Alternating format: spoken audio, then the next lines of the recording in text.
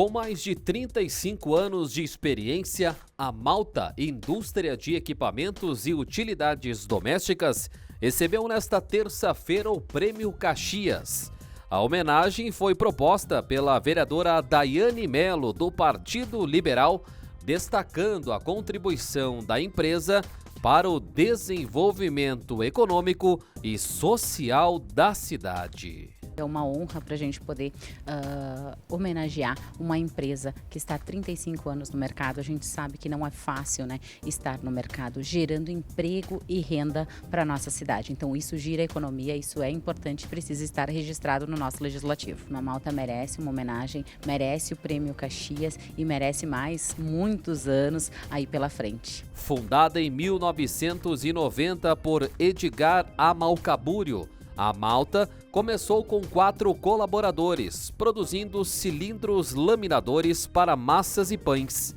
Hoje, possui mais de 1.000 produtos, atende clientes em todo o Brasil e exporta para mais de 16 países, com foco em inovação e sustentabilidade.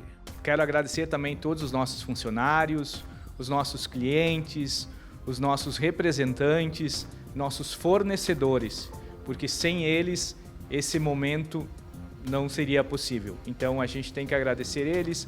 Uma empresa é feita de pessoas e a nossa empresa tem 35 anos de trajetória. Então para nós esse prêmio, o Prêmio Caxias, significa muito. Significa o trabalho nosso, a ética e o profissionalismo de toda a equipe nossa da empresa. Dentre esses 35 anos, a Malta iniciou lá com laminadores manuais para massa e fomos diversificando, fomos criando os novos produtos, novas linhas de produtos. Hoje a nossa empresa ela está presente em todo o território nacional e também exportamos para mais de 16 países aí todos os nossos produtos.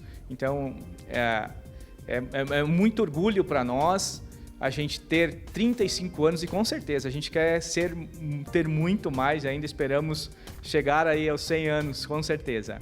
Com cerca de 100 funcionários, desde 2024, a empresa adota práticas de ESG, como logísticas reversas e reciclagem de embalagens.